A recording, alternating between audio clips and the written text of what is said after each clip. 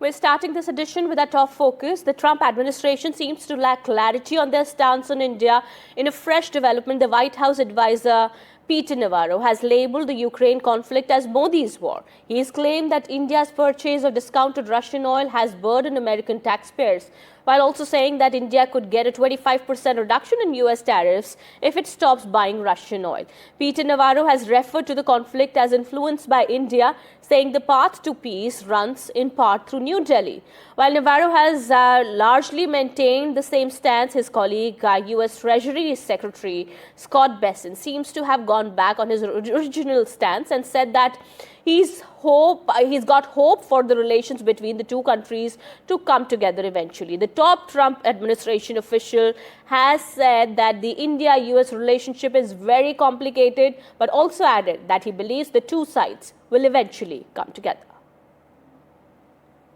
The Indian situation is very interesting. A lot of people don't know this, but prior to Russia's invasion of Ukraine in February of 22, India bought virtually no Russian oil. Let me say it again. Prior to the invasion of Ukraine in February 2022, India bought virtually no Russian oil. I mean, it was like 1% of their needs.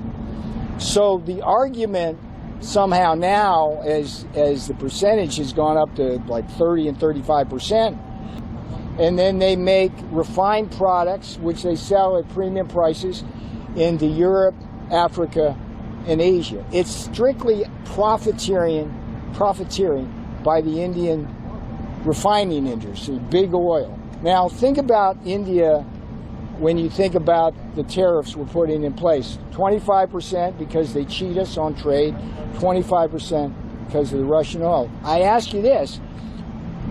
What is the net impact on the Americans because of our trade with India? Well, let's think about it. They have higher tariffs. There are Maharaja tariffs, higher non-tariff barriers. We run a massive trade deficit with them, so that hurts American workers, hurts American businesses. And then the taxpayers lose because we got to fund Modi's war, okay? The road to peace runs at least partly right through New Delhi. War? I mean Modi's war. Let me ask because the road to peace runs in part through New Delhi. And look, now I believe India had less than 1% of their oil, 1%, and now I believe it's up to 42. So wow. India is just profiteering, or they are just profiteering. They are reselling. They've made $16 billion in excess profits, some of the richest families in India. So this is a completely different thing. Like this India, what I would call the Indian arbitrage, buying cheap Russian oil, reselling it as product, has just sprung up during the war, which is unacceptable. I do think India is the world's largest democracy. The U.S. is the world's largest economy.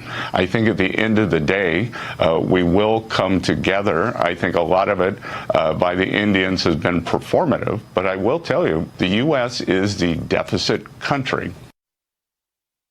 Yeah, that clearly shows the dichotomy between the comments that the U.S. administration has been making. On one side, Scott Bessent has clearly stated that India-US ties are quite strong and any moment will be back to the next level. But on the other hand, Peter Navarro has continued his tirade against India, and this time he has clearly stated that it's Modi's war in Ukraine. That's the strongest attack from the US side ever since the Trump tariff war began. But it clearly shows the differences within the Trump administration itself, and it will have to be analyzed by experts, by people in the know, that why is it so that the US administration is continuing with its tirade, even though there is no proof to its statement, because evidence suggests that China is the biggest importer of Russian oil, so it has to also have the same kind of punishment that India has been meted out. But that's clearly not the case,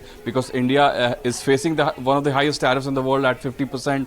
On the other hand, China has been able to evade those kind of tariffs. It has time and again gotten extensions. It's under the third extension right now as we speak. A 90-day extension has been agreed upon. So all of that has been criticized, and back home in the US as well, the Democrats have also clamped down on the administration, saying that the ties between US and India have been hit due to the Trump administration. There's no proof to these statements, these attacks, and it's about time that the Trump administration stops speaking on these terms and tries to negotiate some kind of deal.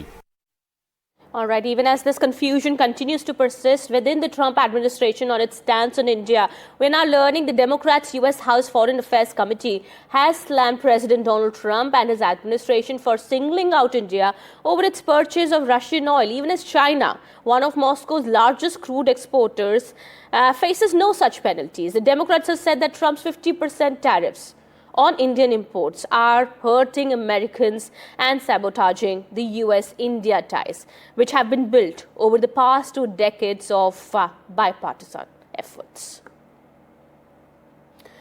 Well, we're learning now. Government sources have said that there is no cause for panic over the 50% tariffs imposed by the US on Indian goods, adding communication channels between New Delhi and Washington remain open to resolve the issue.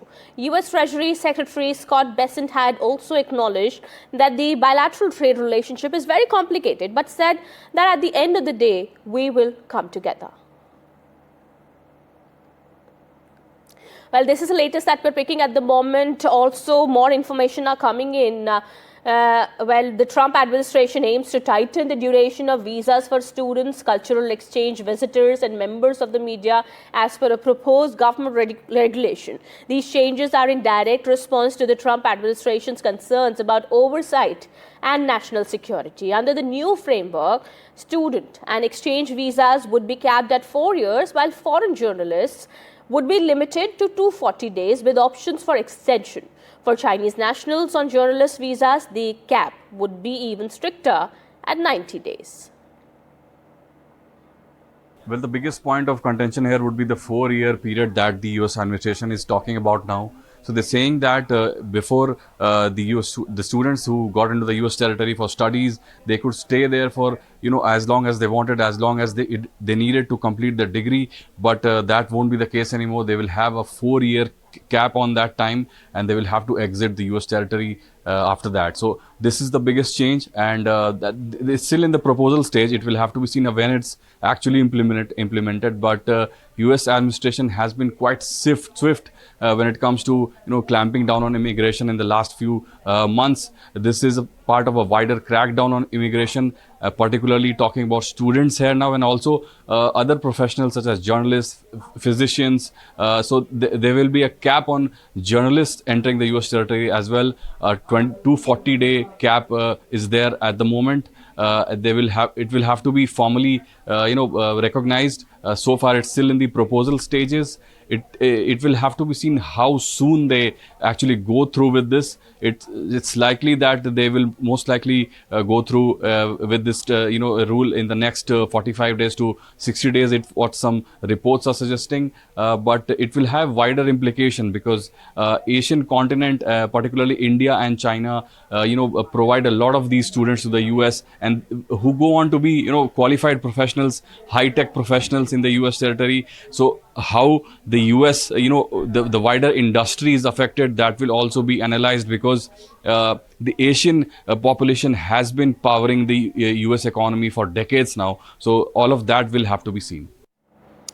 Absolutely. Now, Trump administration continues with its overhaul of the immigration system, but what began as an effort to target the growing number of illegal immigrants in the US has now become a campaign to target the highly educated and skilled immigrants under H-1B visa. Terming the H-1B system a scam, Commerce Secretary Howard Lutnick has asked American businesses to hire locals more than the foreigners. Listen in. I'm involved in changing the H-1B program, right? We're going to change that program.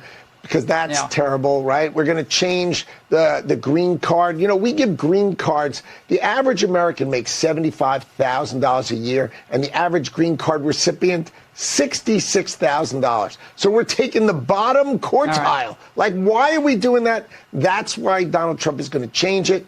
That's the gold card that's coming. And that's we're going to start picking the best people to come into this country. It's time for that to change.